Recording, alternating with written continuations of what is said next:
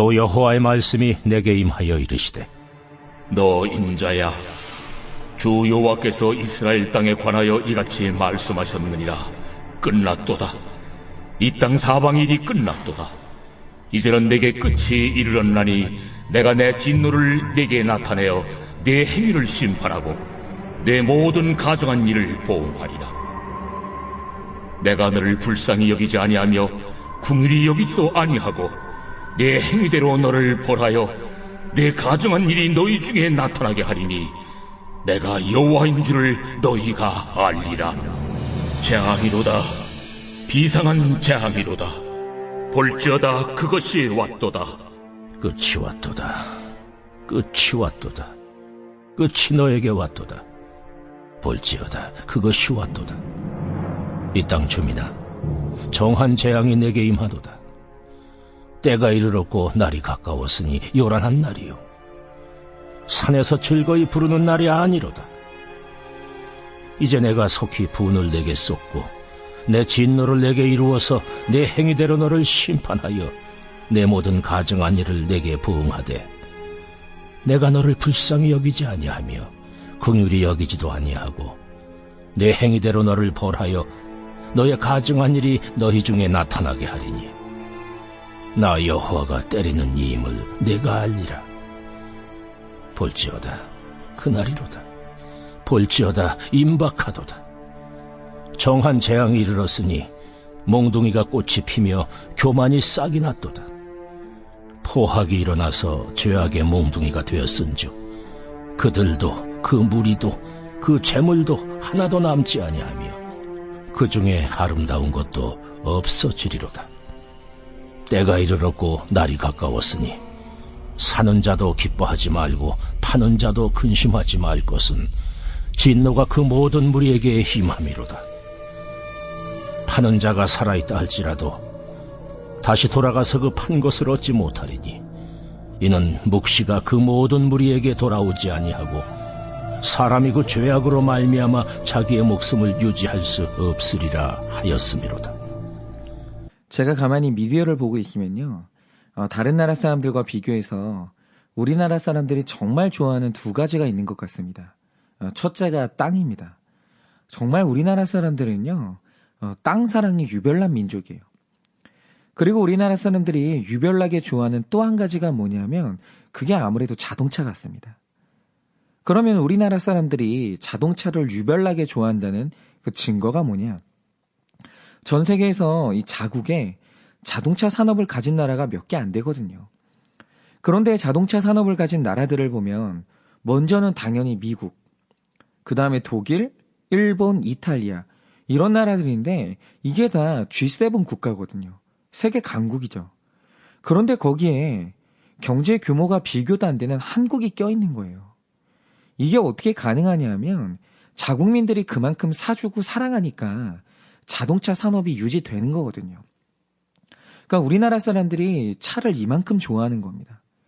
그래서 유튜브 컨텐츠나 포털 기사를 보면 자동차 관련 기사가 가장 인기가 있는데, 그런데 자동차 기사를 가만히 보면 자주 보게 되는 단어가 하나 있어요. 그게 뭐냐면 단종이라는 단어예요. 제가 가만히 자동차 산업의 특징을 보니까 어떤 차량의 모델이 만들어지면 그게 무슨 30년, 50년을 가는 게 아니고요.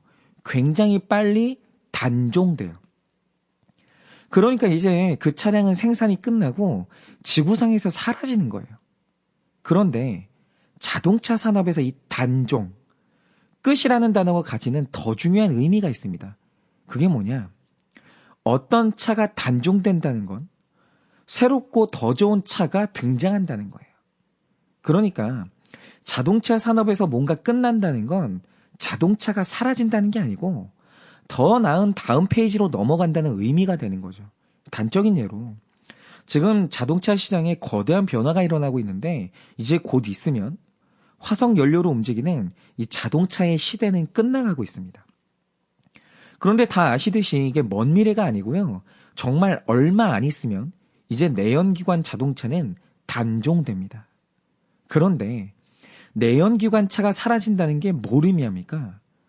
자동차 산업이 없어진다 이 이야기가 아니라 이제 훨씬 경제적이고 친환경적인 전기차, 수소 연료 시대로 넘어간다 그 소리예요. 그런데 바로 이게 구속사의 아주 중요한 특징입니다. 하나님이 운행하시는 구속사를 가만히 보면 이 대나무의 마디처럼 하나의 시대가 끝나는 시점이 있어요. 그런데 그 끝이 의미하는 게 뭐냐면 하나님의 구원 계획이 철회됐다.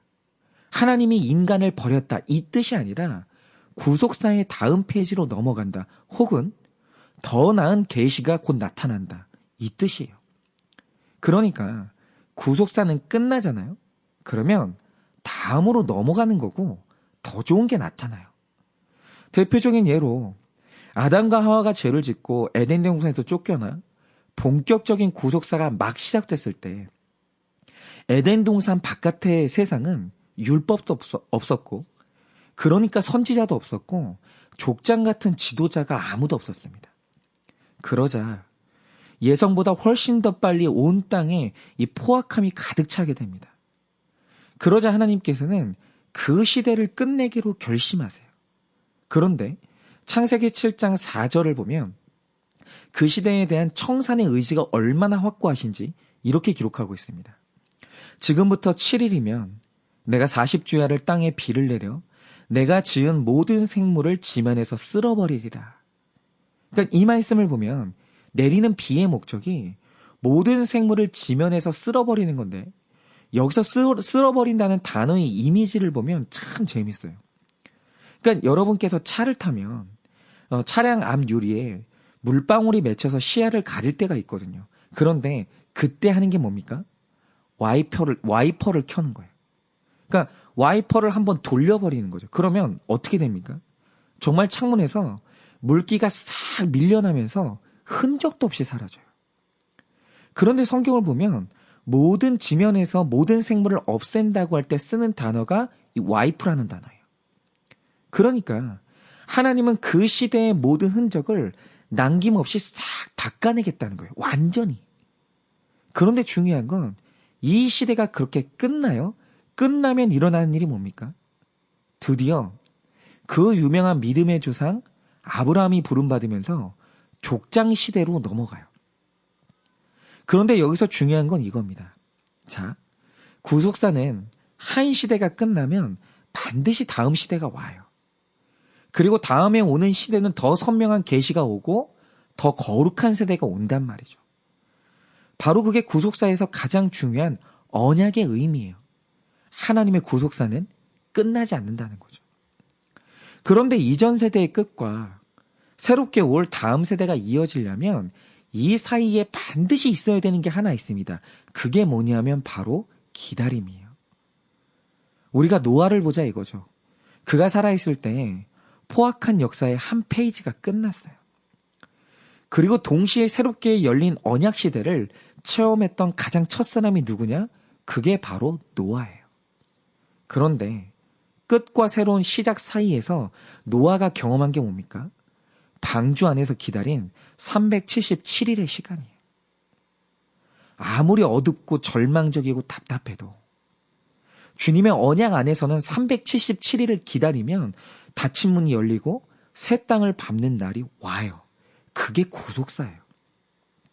그래서 구속사의 사람, 언약의 사람에게 가장 중요한 것은 버티는 능력이에요. 그래서 히브리서 10장 36절이 말하는 게 뭡니까? 이렇게 말씀하십니다. 너희에게 인내가 필요함은 너희가 하나님의 뜻을 행한 후에 약속하신 것을 받기 위함이라. 이 말씀에서 약속이 나오는데 성경에 기록된 하나님의 언약은 성취되지 않는 일이 없어요. 반드시 성취됩니다. 그런데 약속하신 것을 받기 위해서 꼭 필요한 게 뭐냐라고 하면 인내가 필요하다는 거예요. 여러분, 모든 게 무너지고 다 끝나는 날이 누구에게는 옵니다. 야, 정말 끝장났구나. 이런 순간을 경험해보지 않은 사람이 누가 있겠어요. 이 절망의 순간이 누구에게나 있기 때문에 이 세상에 자살이 일어나고 정신적인 질병이 있는 거죠. 그런데 그때 언약 붙들고 자살하지 않고 정신이 무너지지 않고 언약을 붙들고 버티는 사람은 반드시 오는 새 시대를 본다는 거예요. 그리고 오늘 말씀도 정말 딱 이 관점으로 봐야 되는데요. 여러분도 보시면 아시겠지만 오늘 말씀은 정말 딱 하나만 강조합니다. 그게 뭡니까? 이스라엘을 인간 왕이 이끌던 왕정 시대가 끝났다는 거예요. 그런데 이 끝을 얼마나 강조하는가? 이 짧은 본문에서 끝이라는 직접적 단어는 6번이 나오고 끝을 암시하는 단어를 다 합하면 10번이나 끝났다고 강조해요. 이 말 뜻이 뭐냐면 왕정 시대에 더 이상 기회는 없다는 거예요. 끝이에요. 그런데 구속사 안에서 왕정 시대가 끝났다는 건 굉장히 중요한 의미를 가집니다. 왜 그런가? 자, 하나님께서 우리에게 율법을 주시고 과연 인간의 힘으로 이 율법을 지킬 수 있는지를 보여주기 위해서 처음에 아브라함과 야곱이라는 족장을 보냈어요. 그런데 족장의 수준으로는 실패합니다. 그래서 하나님은 좀 더 나은 사사를 보내세요. 그런데 사사의 수준도 실패해요. 그러자 하나님은 인간으로서 더 강하고 이보다 훌륭할 수 없는 이제 끝판인 왕을 보내세요. 그런데 더 이상 훌륭할 수 없는 왕도 율법을 지키는데 실패해요. 이게 뭘 의미하냐면 인간의 모든 지식, 모든 물질, 모든 권위를 총동원해도 인간이 율법으로는 구원받을 수 없다는 인본주의의 끝을 선언하는 게 뭐냐면 왕정시대의 종말이에요. 그래서 이 왕정시대가 끝나면 역사는 신약으로 넘어가면서 이제 전혀 다른 영적 국면으로 돌입하게 됩니다. 그런데 이제 인간의 시대가 끝나고 왕이신 예수 그리스도가 드디어 역사에 직접 오시는 거예요. 인간이 구원을 주도하는 시대가 아니라 예수 그리스도가 구원을 이끄는 시대가 돌입하는 거예요. 그리고 이제 예수 그리스도께서 직접 우리 한 사람 한 사람을 만나시고 우리 구원을 견인하시는 복음의 시대, 교회의 시대, 성령의 시대가 왕정 시대 다음으로 오는 거예요. 그런데 가장 처절한 구약 시대의 끝과 가장 찬란한 신약 시대의 시작, 그 사이에 있었던 게 뭐냐? 바로 그게 400년의 침묵 기간이에요. 그런데 이 긴 침묵의 시간을 거쳐서 이 땅에 오신 예수님을 가장 처음 만난 제도권의 사람이 있었어요. 그게 바로 시므온이라는 사람인데요. 누가복음 23장 51절을 보면 성경이 이 시므온을 뭐라고 부르는지 아십니까? 그는 기다리는 자였다. 이렇게 말하고 있어요. 기다리는 자. 다시 말해 버티는 사람은 결국 언약의 성취를 본다. 내 구원이 성취되는 것을 본다. 이걸 말하는 거예요. 그래서 구속사를 사는 성도에게 성경이 유독 강조하는 게 뭐냐면 바로 인내, 버티기예요. 저도 사역자로 살아가는 중에서 정말 위기가 한 번 있었는데요. 사실 한 명의 목회자가 설 때 자기 목회 철학을 정하는 것만큼 중요한 일은 없습니다. 그렇죠. 교회라는 것은 정말 다양한 배경에 다양한 목소리가 있는 공동체이기 때문에 교회를 이끄는 목회자한테 선명한 목회 철학이 없으면 다양함은 혼란이 되면서 무너집니다. 그런데 목회자에게 목회 철학이 굳건히 서 있으면 다양함은 조화를 이루면서 그때 한 몸이 될 수 있는 거예요. 그러니까 이 목회자에게 죽는 날까지 외칠 수 있는 목회 철학이라는 것은 그 생명이에요. 제가 그래서 고민하던 중에 그 신학교 시절에 당시 가장 유행하던 목회 철학 하나를 붙들었고 그걸 배우기 위해서 8년의 시간을 보냈습니다. 그런데 8년의 시간 끝자락에서 너무 당황스러운 일이 일어나는데 그게 뭐냐면 그 목회 철학을 배우겠다고 목회 현장에 가서 사역을 하는데 정말 이상한 건 가는 교회마다 분쟁이 있고 교회에 어려움이 생기는 거예요. 그리고 가장 힘들었던 건 뭐냐? 그 목회 철학 안에서 사람이 안 변하는 거예요. 그리고 더 중요한 건 그 목회 철학을 따라가는 제가 안 바뀌는 거예요. 그런데 어느 날 제 안에서 이 길은 틀렸다, 끝났다라는 결론이 나니까 뭔가 제 내면 안에서 확 무너져 내려버리더라고요. 나는 이게 확실하다고 믿고 내 청춘의 8년을 쏟아부었는데 그 여정이 너무 허무하게 끝나는 거예요. 그런데 문제는 뭐냐면 내가 붙들던 그 목회 철학이 무너지고 끝나니까 이제 다른 것에 도전할 힘이 없더라고요. 너무 급격하게 탈진이 오는 거예요. 그래서 그때는 너무너무 심각하게 내가 사역 인생을 그만둘까? 이 생각도 했습니다. 그런데 저는 이 완벽한 끝에서 버티거나 인내를 한 건 아니고요. 그러면 이제 다른 어딘가로 가야 되는데 갈 곳이 없는 거예요. 그러니까 내가 붙들던 그 목회 철학이 끝났는데 어디 갈 데가 없으니까 이 사로잡힘의 은혜가 저에게 머문 거예요. 그래서 저는 이유도 없이 그냥 그 자리에 머물면서 시간을 보내고 있었습니다. 그런데 그렇게 허탈하게 지내고 있던 어느 날 제가 있는 곳에 김양재 목사님이 오셨는데 갑자기 그분이 말씀하시는 게 뭐냐면 성경은 내 죄를 보기 위해 읽는 거라고. 성경은 남의 구원이 아니라 내 구원을 위한 책이라고 하시는데 갑자기 그 말이 너무 크게 들리는 거예요. 그리고 정말 그 말씀을 따라서 내 죄를 보기 위해 성경을 읽고 내 구원을 위해서 다시 말씀을 보기 시작했어요. 그러자 이 말씀이 이제는 전혀 다르게 읽히기 시작하는 거예요. 그리고 놀라운 사실은 제가 조금씩 변하기 시작했어요.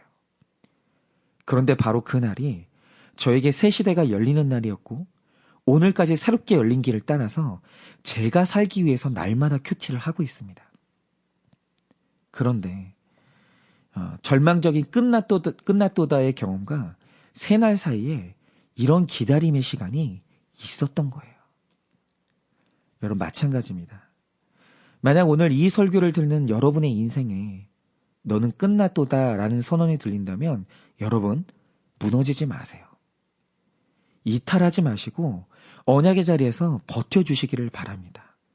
왜냐하면 여러분은 구속사 안에 있는 사람이고 구속사 안에서 끝났다는 선언은 새 시대가 열린다는 곧 새로운 시대가 온다는 기다림의 시간이기 때문이에요.